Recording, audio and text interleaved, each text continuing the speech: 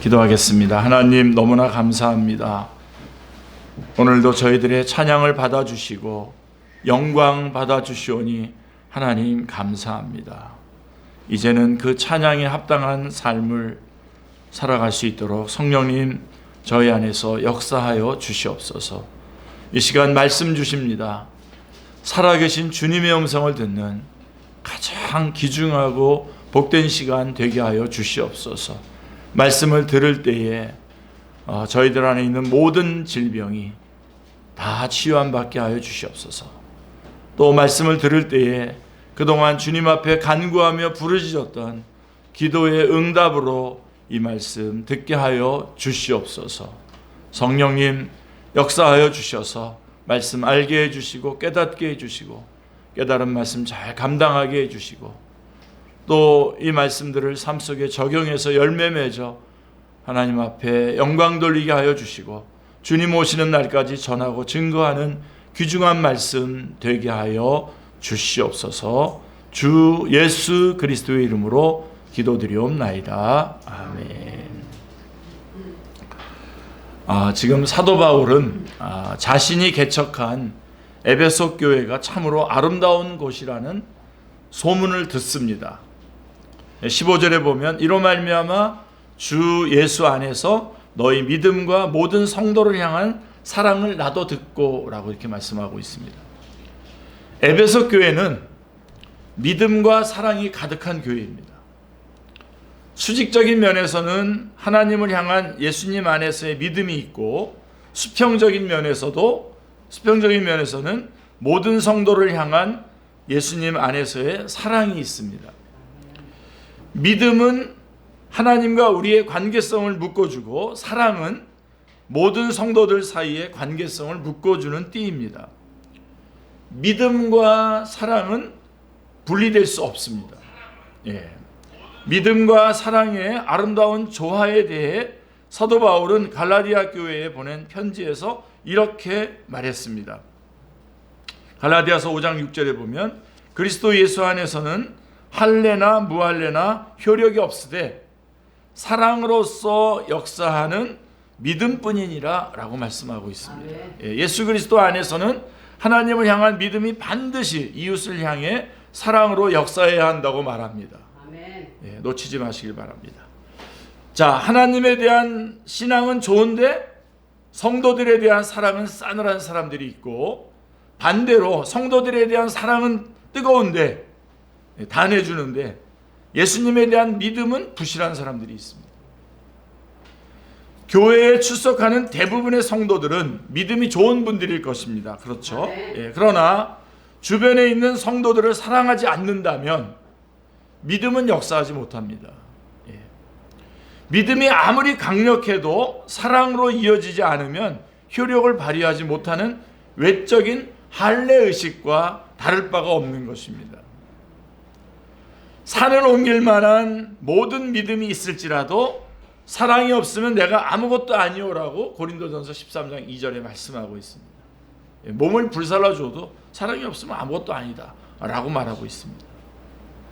태산 같은 믿음도 사랑이 없으면 아무것도 아닙니다. 이에 대하여 야고보는 이렇게 말합니다. 야고보서 2장 26절에 보면 영혼 없는 몸이 죽은 것 같이 행함이 없는 믿음은 죽은 것이니라. 여기 행함은 사랑을 말하는 것입니다. 선행을 말하는 것입니다. 그러니까 영혼 없는 몸이 죽은 것 같이 사랑이 없는 믿음은 죽은 것이니라 라고 말씀하고 있습니다. 믿음과 사랑이 분리되는 것은 영혼과 몸이 분리되는 것과 같습니다. 분리되면 죽습니다. 사랑이 없는 믿음의 실상을 야고보는 영혼이 없는 몸이라고 말합니다. 그리고 사도 바울은 에베소 교회의 성도들이 가진 믿음에서 비롯된 예수 그리스도 안에서의 사랑이 특정한 소수가 아니라 15절에 보면 모든 성도를 향하고 있다고 말합니다. 모든 성도입니다. 에베소 교회에 속한 지체들 중에 사랑에서 배제되는 사람은 하나도 없다는 것입니다. 어쩌면 모든 성도는 하나님의 백성 전체를 가리키고 있는지도 모릅니다. 우리의 사랑은 누구까지 그 대상을 포함하고 있습니까? 오늘 저는 여러분들하고 이 부분을 좀 확실하게 확인하고 싶습니다. 여러분의 사랑은 누구에게까지 그 대상을 포함하고 있습니까? 사랑의 범위가 나 자신이나 가족이나 출석하는 교회나 거주하는 지역이나 속한 나라에 국한되어 있지는 않습니까? 하나님의 백성 전체를 사랑의 대상으로 삼으시기를 기도합니다. 여러분들이 그렇게 하기 싫고 그렇게 이해하기 싫지만 성경은 거기까지 넘어가야 된다고 말하고 있습니다. 범사에 항상 하나님의 교회 전체를 의식하며 사시기를 기도합니다. 아멘. 사도 바울은 말합니다. 고린도전서 10장 33절을 보십시오. 나도 같이 모든 일에, 나와 같이 모든 일에 모든 사람을 기쁘게 하여 자신의 유익을 구하지 아니하고 많은 사람의 유익을 구하여 그들로 구원을 받게 하라 라고 말씀하고 있습니다. 빛이 있으라 라고 말했던 그 하나님의 말씀과 똑같은 권위를 가지고 있는 하나님의 말씀입니다. 아멘. 믿음의 사람들은 자신이 좋아하는 특정한 소수의 기쁨과 유익이 아니라 모든 일에 모든 사람을 기쁘시게 하는 자입니다. 아멘. 이것은 사도 바울처럼 지혜 있는 자나 어리석은 자에게 다 내가 빚진 자라고 하는 로마서 1장 14절 말씀에 그 채무자 의식에서 비롯되는 것입니다. 화평함과 거룩함을 추구할 때에도 모든 사람을 그 대상으로 삼습니다. 히브리서 12장 14절이 말씀하고 있습니다. 하나님의 사람들은 이렇게 사랑에 있어서 하나님이 사랑하시는 것처럼 사랑해야 하기 때문에 사랑의 규모가 하나님의 수준만큼 커질 수밖에 없습니다. 아멘. 커져야 합니다. 아멘. 에베소 성도들의 믿음과 사랑의 소문을 듣자 사도 바울은 기도하게 되었다고 16절에서 밝히고 있습니다. 내가 기도할 때에 기억하며 너희로 말미암아 감사하기를 그치지 아니하고 라고 말씀하고 있습니다. 그러니까 너희로 말미암아 너희들의 소식을 들었는데 너희들로 말미암아 내가 감사함을 그치지 아니하고 계속 기도했다는 것입니다. 사도 바울은 에베소 교회의 훌륭한 모습 때문에 하나님께 감사를 계속해서 드린다고 말합니다. 다른 성도의 견고한 믿음과 따뜻한 사랑 이야기를 들을 때에 감사의 기도로 반응하는 것은 참으로 아름다운 일입니다. 아멘. 여러분이 아멘 하셨지만 그런데 속담에는 뭐가 있습니까? 사촌이 땅을 사면 배가 아프다. 대부분의 사람들은 다른 사람이 잘 되는 꼴을 보지 못합니다. 가까운 사람일 경우에는 그 증세가 더욱 심합니다. 심지어 교회 안에서도 어떤 사람들은 다른 지체들의 향기로운 신앙과 사랑을 들으면 질투하고 시기하고 폄하하는 경향을 보입니다. 하지만 교회 공동체는 예수 그리스도 안에서 서로에게 사랑과 선행에 이르도록 돌아보고 권면하는 곳입니다. 그게 교회입니다. 타인의 행복과 형통과 기쁨을 함께 축하하며 함께 감사하는 곳입니다. 감사의 기도가 자신에게 제한되지 않게 하시기를 기도합니다. 쭉 넘어가셔야 됩니다. 감사의 영역을 나에게서 하나님의 교회 전체로 넓히시기를 기도합니다. 아멘. 자, 그리고 이제 제가 그 부분을 강조드렸고 여기서 이제 한 걸음 더 나가기를 원합니다. 자, 하나님의 교회 전체를 위해서 사도 바울이 드리는 기도의 첫 번째 내용이 17절에 나와 있어요. 17절. 이제 여러분들이 화면도 보셔야 되지만 뭐 도와드리겠지만 여러분들도 이렇게 성경을 보시는 게 좋습니다. 자, 에베소 1장 17절에 보시면 우리 주 예수 그리스도의 하나님 영광의 아버지께서 지혜와 계시의 영을 너희에게 주사 하나님을 알게 하시고 라고 이렇게 말씀하고 있어요. 이게 첫 번째 기도예요. 교회의 가장 큰 복은 하나님을 아는 것입니다. 아멘. 오늘 이거는 꼭 잊어버리지 마시고 여러분 주님 나라 갈 때까지 주님 나라에 가서도 우리가 이걸 좀 나눕시다. 가장 큰 법, 우리 한 사람 한 사람이 교회입니다. 그리고 이 축제교회가 또 교회고요. 우리 교회의 가장 큰 복은 하나님을 아는 것입니다. 아멘. 하나님의 교회가 교회답게 되기 위한 과제의 최우선은 하나님을 아는 지식에 있습니다. 많은 사람이 모여서 멋진 프로그램으로 뭔가를 진행하시는 것이 교회가 아니라 하나님을 아는 것이 교회입니다. 아멘. 그게 최우선입니다. 아멘. 하나님에 대해 무지하면 교회가 흥하지 않는 것이 아니라 분명히 망합니다. 호세아서 4장 6절에 뭐라고 되어 있습니까? 내 백성이 지식이 없으므로 망하는도다 라고 하는 말은 결코 틀리지 않습니다. 그래서 하나님을 아는 지식은 선택이 아닙니다. 우리 축제교회 성도님들 예배 드리는 거 좋은데요, 누구한테 예배 드리는 겁니까? 하나님한테. 그 하나님이 어떤 분이신지 알고 있는 겁니까? 공부하셔야 돼요. 수요 성경학교도 오셔야 되고 주일날 오후에도 성경 공부하셔야 돼요. 말씀 아셔야 돼요. 이건 선택이 아니에요. 그걸 모르는 채 계속 여러분이 찬양하는데 그 하나님의 이름에다가 알라를 집어넣어도 똑같고, 거기다가 무슨 이 땅 우리나라에서 말하는 무당들이 말하는 그 하느님을 넣어도 똑같은 그런 하나님이라고 알면서 예배 드린다면 그게 무슨 의미가 있겠습니까? 망하는 거죠. 하나님을 아는 지식은 선택이 아닙니다. 교회의 흥망이 거기에 달려있기에 필수적인 것입니다. 어느 시대나 어느 곳에서나 교회가 망하는 것의 배후에는 항상 하나님에 대한 무지가 있었습니다. 교회 역사를 보십시오. 심각하게 추락하고 있는 지금의 기독교도 예외가 아닙니다. 하나님이 누구신지 모릅니다. 우리가 예배드리는 하나님이 삼위일체 하나님이신 것을 모릅니다.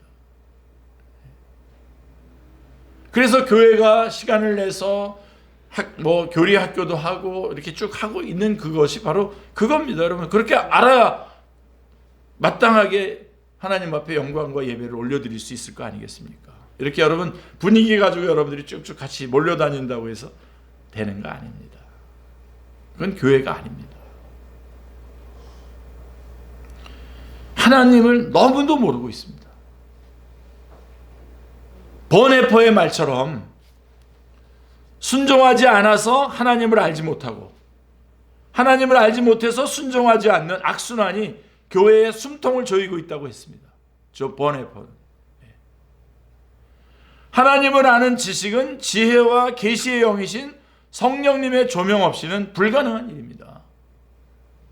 하나님을 아는 지식은 인간의 지식과 사고와 논리와 분석과 판단의 결과물이 아니라 성령님의 가르침에 의해서 주어지는 것입니다. 아멘. 그래서 사도 바울은 지혜와 계시의 영을 주시라고 구하고 있는 것입니다. 지혜와 계시의 영은 어떤 사람에 의해서 주어지는 것이 아니라 오직 영광의 아버지에 의해서만 주어지는 것입니다. 아멘. 그래서 사도 바울은 영광의 아버지께 간구를 드립니다. 인간이 마치 성령 하나님의 출입을 좌우하는 것처럼 내뱉는 무례한 말과 불손한 태도는 결코 올바르지 않습니다. 우리는 성령님을 지휘하고 통제하고 분배하는 자가 아니라 성령 하나님께 간구하는 자입니다. 아멘. 그런데도 성령님을 받으라고 하신 예수님의 말씀, 예수님께서 요한복음 20장 22절에서 성령을 받으라 이렇게 말씀하셨거든요. 그러니까 이 말씀을, 이 예수님의 어법을 차용해 가지고 오용하고 과용하는 분들이 적지 않습니다. 그래서 집회에 가면 막 이쪽에 성령 받아라 그래서 막 자기가 막 줘요.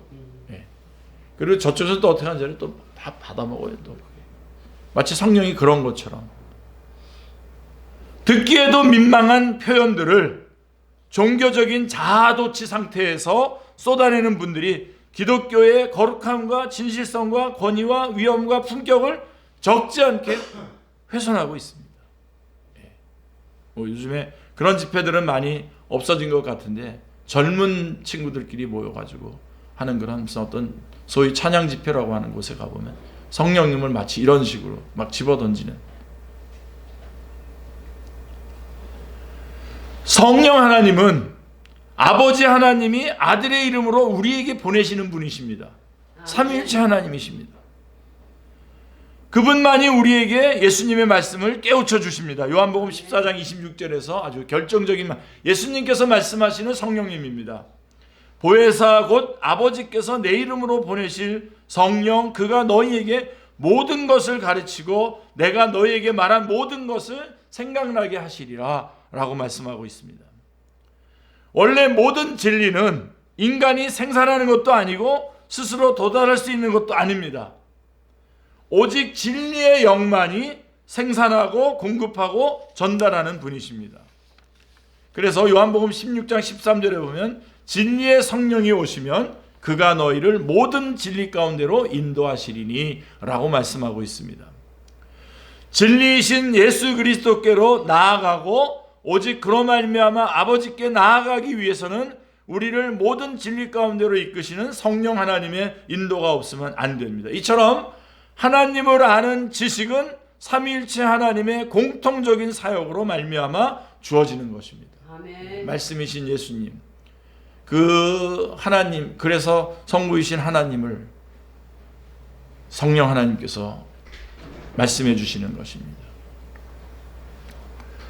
자, 그리고 두 번째, 교회를 위해서 기도의 두 번째 내용이 하나님을 아는 것이고, 첫 번째가, 두 번째 18절에 언급되어 있습니다. 너희 마음의 눈을 밝히사 그의 부르심의 소망이 무엇이며 성도 안에서의 그 기업의 영광의 풍성함이 무엇이며. 이 말씀 여러분들에게 전달하고 싶어서 주일날을 기다렸습니다. 사도 바울은 우리의 마음의 눈을 밝혀주시라는 기도를 드립니다. 원래 인류는 눈이 어둡지 않았었죠. 눈이 어둡지 않았는데 아담과 하와의 죄와 부패로 말미암아 자신의 인간적인 눈은 밝아졌고 마음의 영적인 눈은 어두워졌습니다. 범죄함으로 말미암아 인간적인 눈은 좀 밝아졌는 것 같은데 마음의 영적인 눈은 어두워졌습니다. 그래서 우리는 보아도 보지 못하고 들어도 듣지 못하고 마음으로 생각해도 깨닫지 못합니다. 지각을 통해 지식을 얻었다고 하는 순간에도 마땅히 알아야 할 것을 알지 못합니다. 마음의 눈이 밝아지기 전에 보고 듣고 생각한 모든 지식들은 오히려 우리가 진리의 지식에 이르는 것에 장애물로 작용하기 쉽습니다. 심지어 우리의 지각이 죄일 수 있습니다. 안다는 것이, 우리 요한복음 9장 41절에 보면 나면서부터 맹인된 자를 고쳐주시면서 우리 주님께서 말하잖아요. 본다고 하니 너희 죄가 그대로 있느니라. 본다고 하니. 잘못 보고 잘못 듣고 잘못 생각하는 것은 거짓을 영접하는 것과 다르지 않습니다. 계시와 계시의 영으로 하나님을 알고 마음의 눈이 밝아지면 부르심의 소망이 어떤 것인지를 깨닫게 될 것입니다. 지금 주님께서 우리에게 부르심의 소망들이 있는데 우리의 눈이 그것을, 우리의 마음이 그것을 못 보는 것입니다. 왜 하나님은 우리를 당신의 자녀와 백성으로 부르신 것입니까? 우리를 왜 부르셨습니까? 우리 앞에서 언급한 것처럼 처음에 올 초에 시작해서 지금 에베소 1장 4절에서 말씀한 것처럼 우리를 왜 부르셨냐? 거룩하고 흠이 없게 하시려고 부르셨죠. 아멘. 그리고 그런 거룩함 속에서 지난주에 우리가 말씀 나누었습니다만 12절에 보면, 에베소 1장 12절은 하나님께 영광의 찬송이 되게 하려는 것이다. 이게 우리를 부르시는 부르심인 것입니다. 우리를 거룩하고 흠이 없게 하시려고 우리를 부르셨고 하나님께 영광의 찬송이 되게 하기 위해서 우리를 부르신 것입니다. 하나님 아버지께서 만세 전부터 작정하신 영광의 찬송이 되는 구체적인 방법은 로마서 8장에 잘 묘사되어 있죠. 29절 30절에 보면 하나님이 미리 아신 자들을 또한 그의 아들의 형상을 본받게 하기 위하여 미리 정하셨으니 이는 그런 많은 형제 중에서 맏아들이 되게 하려 하심이라. 또 미리 정하신 그들을 또한 부르시고 부르신 그들을 또한 의롭다 하시고 의롭다 하신 그들을 또한 영화롭게 하셨느니라 라고 말씀하고 있습니다. 창세 전부터 예정하신 우리를 부르신 하나님은 우리를 의롭다 하시고 영화롭게 하셔서 온전한 거룩함에 이르게 하실 것입니다. 마음의 눈이 밝아지면 성도에게 주어진 그 기업의 영광이 얼마나 풍성한 것인지도 깨달을 것입니다. 그 영광의 풍성함은 이 땅에서의 어떠한 재벌과도 비교할 수가 없습니다. 이 땅의 어떤 재벌과도 비교할 수가 없습니다. 주께서 성도에게 기업을 나누실 때에 분배의 방식과 규정이 있습니다. 오늘 이거 또 꼭 붙잡으셔야 됩니다. 민수기 26장 54절입니다. 수가 많은 자에게는 기업을 많이 줄 것이요 수가 적은 자에게는 기업을 적게 줄 것이니 그들이 계수된 수대로 각기 기업을 주되, 이렇게 말씀하고 있습니다. 여기서 계수된 수는 내가 희생의 사랑으로 섬기는 사람들의 수를 가리키는 것입니다. 그 수가 클수록 거기에 비례하는 크기의 기업을 받는다는 것입니다. 이는 사랑의 크기가 그 기업의 크기이며 온 세상을 품으시는 하나님의 사랑을 품으면 온 세상을 기업으로 얻는다는 뜻입니다.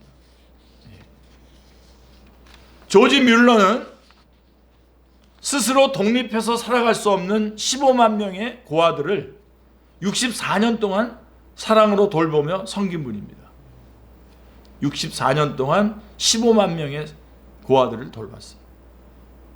그가 받은 기도의 응답이 무려 2만 5천 번이 넘습니다. 뭐 5만 번이라고 책도 나와 있긴 합니다. 실제적으로는 2만 5천 번이 넘습니다. 액수로 환산하면 천문학적인 금액의 기부금을 받은 셈입니다. 자, 왜 이렇게 막대한 기업을 얻은 것일까요? 고아들을 향한 사랑의 결과라고 해석할 수 있습니다. 장애아를 돌보고 교육하고 섬기는 미랄재단, 저도 좀 한때는 관계를 했습니다만은 거기 관계했다고 하는 것이 거기에 이게 후원했었던 거죠. 미랄재단은 선한 일에 사용해달라는 여러 독지가의 막대한 기부금을 받고 있다고 합니다. 이 경우도 사랑의 크기가 기업의 크기와 비례함을 보여주는 아주 좋은 본보기일 것입니다. 자, 우리는 사랑으로 섬기고 돌보는 섬김의 대상이 얼마나 많습니까? 저는 물어보고 싶습니다, 여러분에게. 그리고 여러분 대답하십시오, 스스로. 나 자신만을 위해서 나 자신만을 사랑하는 자는 1인분의 기업을 분깃으로 받을 것입니다. 배우자를 사랑하는 자는 더 큰 기업을 받겠죠. 자기만이 아니라 배우자를 사랑하는 자는. 가족을 사랑하는 자는 그것보다 더 큰 기업을 받을 것입니다. 사회를 사랑하는 자는 그것보다 더 큰 기업을, 나라와 민족을 사랑하는 자는 그것보다 더 큰 기업을 받을 것입니다.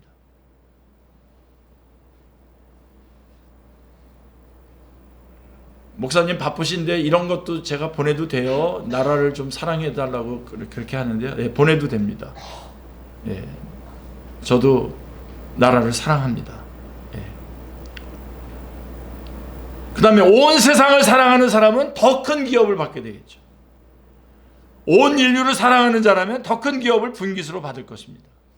예. 이렇게 막 이렇게 사랑하면은 옆에 사람들이 그러죠. 실없다 그러죠. 너나 잘 챙겨. 네, 여러분 성경은 그렇게 말하고 있지 않습니다. 여러분. 사랑의 섬김에 비례하는 크기의 기업을 얻는다는 사실을 잊지 마시기를 기도합니다. 아멘.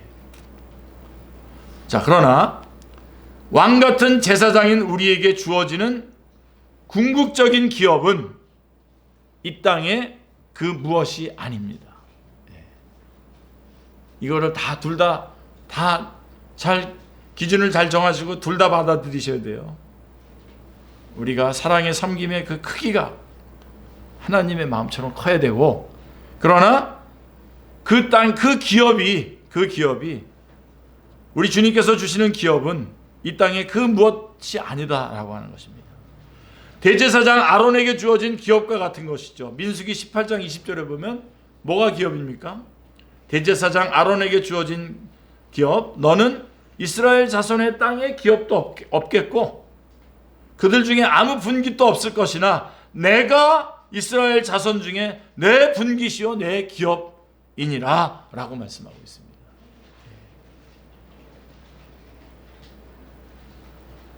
그러나 이 하나님은 대제사장 아론에게 주어진 기업만이 아닙니다.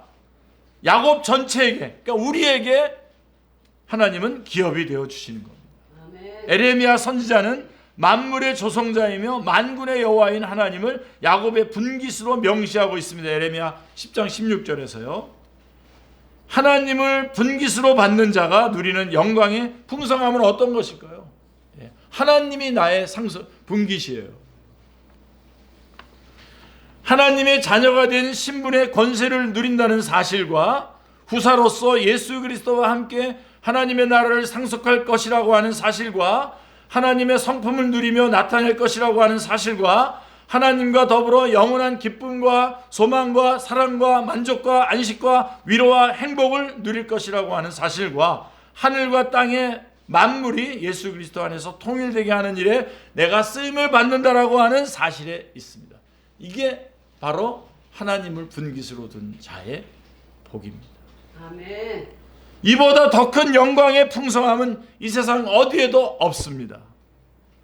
성령님으로 인해 마음의 눈이 밝아지면 상상을 초월하는 이러한 영광의 풍성함 때문에 일평생 모든 슬픔과 고통을 훨씬 압도하는 감사와 찬송이 입술에서 마르지 않을 것입니다. 아멘. 아멘. 자, 그래서 교회를 위한 그 다음에 이제 바울의 세 번째 기도가 19절에 나옵니다. 그의 힘의 위력으로 역사하심을 따라 믿는 우리에게 베푸신 능력의 지극히 크심이 어떠한 것을 너희로 알게 하시기를 구하노라. 예. 하나님은 하늘과 땅과 그 가운데 있는 모든 만물을 창조하고 보존하고 통치하는 분이십니다. 아멘. 이러한 창조의 능력만이 아니라 우리를 하나님의 자녀와 백성으로 삼으신 재창조의 능력도 가지신 분이십니다. 아멘. 재창조, 우리 구원입니다. 주님께서 우리에게 베푸신 능력의 지극히 크심은 자연과 관계된 것보다 우리가 스스로는 해결할 수 없는 죄를 제거해 주셨다는 사실에 있습니다. 우리의 죄를 용서해 주셨어요. 아멘. 제거해 주셨습니다. 이로써 우리를 사탄의 권세와 사망의 권세와 어둠의 권세와 죄의 저주에서 해방시켜 주셨기에 하나님의 능력에 대한 찬양이 입술에서 저절로 나옵니다. 아멘. 시편 21편 13절에 보면 여호와여 주의 능력으로 높임을 받으소서 우리가 주의 권능을 노래하고 찬송하게 하소서라고 말씀하고 있습니다. 그러나 하나님의 능력은 너무나도 커서 이 세상에는 측량할 사람도 없고 저울질할 도구도 없습니다. 그래서 다윗은 말합니다. 시편 106편 2절에서 누가 능히 여호와의 권능을 다 말하며 주께서 받으실 찬양을 다 선포하랴 라고 말씀하고 있습니다. 이 세상의 모든 사람들이 찬양하고 인류의 역사 전체에 걸쳐서 찬양해도 여호와의 놀라운 권능에 합당한 찬양을 다 드릴 수 없을 것입니다. 이러한 하나님의 능력을 알지 못하면 우리는 인간의 능력에 근거하여 쉽게 근심하고 낭망하고 두려워할 것입니다. 이 하나님을 아는 것이 더 중요해요. 우리 직장에서 직장인들을 상대로 말씀을 전하고 있는데 그들에게 직장에서 어떻게 하면 잘 보이고 또 잘 승진하고 또 많이 또 높은 직급으로 빨리 올라가고 그런 것들을 우리 그리스도인들이 모여서 그런 것들을 가르쳐 주지 않습니다. 뭘 가르쳐 주냐? 뭘 말씀해 주냐? 매주 가서 하나님이 어떤 분이신지를 자꾸만 얘기해 주는 거예요. 그래서 하나님이 어떤 분이신지 알기에 지금 그 하나님이 나를 이곳에 두셨다라고 하는 것을 항상 보게 하는 거죠. 아멘. 우리도 마찬가지입니다, 여러분. 여러분에게 주어지는 일들, 많은 일들이 여러분에게 굉장히 어떻게 보면 안 왔으면 좋겠는 일들이 여러분에게 닥쳐올 수도 있습니다. 그러나 여러분, 그게 아니에요. 하나님이 어떤 분이신지 여러분들이 안다면 우리는 근심과 그런 어떤 불평과 불안함과 이런 것에 두려움이 있는 것이 아니라 감사와 찬송 가운데 있게 되는 것이죠. 아멘. 예, 이것을 알아야 됩니다. 예. 성령님께서 우리를 가르쳐 주시지 않으시면 누구도 그 능력을 알 자가 없습니다. 저는 성령님이 여러분과 함께 하셔서 이 하나님이 어떤 분이신지를 여러분들이 힘써 알기를 원합니다. 아멘. 주님의 교회는 다른 지체들의 기쁨과 행복과 만족과 형통 때문에 늘 감사하고 지혜와 계시의 영으로 말미암아 하나님을 알고 하나님의 안목으로 우리를 자녀로 부르신 부르심의 소망이 무엇인지, 주님께서 성도에게 허락하신 그 기업의 풍성한 영광이 무엇이며 주님의 놀라운 역사로 말미암아 우리에게 베푸신 능력의 지극히 크심이 어떠한 것인지를 반드시 깨달아야 하기에 사도 바울은 교회를 위해서 기도한 것입니다.